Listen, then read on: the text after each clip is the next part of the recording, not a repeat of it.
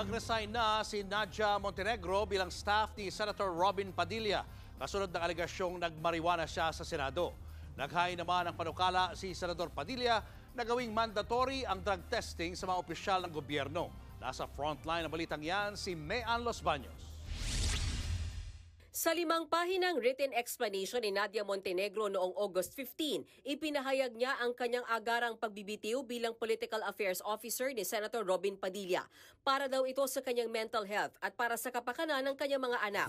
Pinagpapaliwanag si Montenegro matapos madawit sa umano'y pagmamariwana sa loob ng Senado. Ayon kay Montenegro, nagdulot ng matinding sakit at distress sa kanya at kanyang pamilya ang paninira sa kanyang reputasyon dahil sa istoryang hindi naman daw totoo.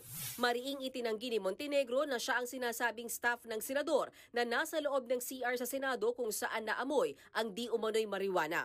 Sabi ni Montenegro ang kanyang desisyon na mag-resign ay hindi indikasyon na siya ay guilty.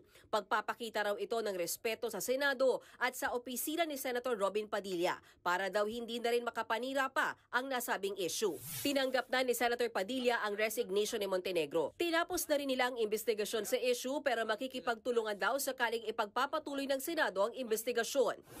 Kasunod ng umano'y pot session sa Senado, nagpa-drug test si Senator Mig Zubiri at kanyang buong opisina kanina. 5-panel drug testing ang isinagawa kila Senator Zubiri at sa kanyang mga staff kung saan covered ang testing para sa marijuana, shabu, cocaine, ecstasy at opium. Sakali naman daw magpositibo ang kahit sinong staff ni Zubiri, ipapasuspindi raw niya agad ito at isa sa ilalim sa rehabilitation. Saka pa lang daw pwedeng bumalik sa kanyang opisina.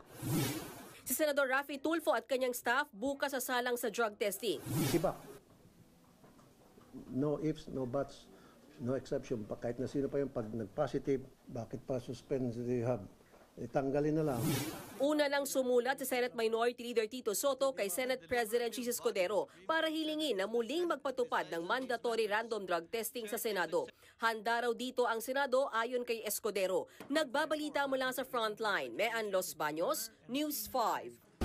Mga kapatid, Julius Babaw po. Para sa komprehensibo at makabuluhang balitaan at talakayan, mag-follow at mag-subscribe na sa social media pages ng News 5.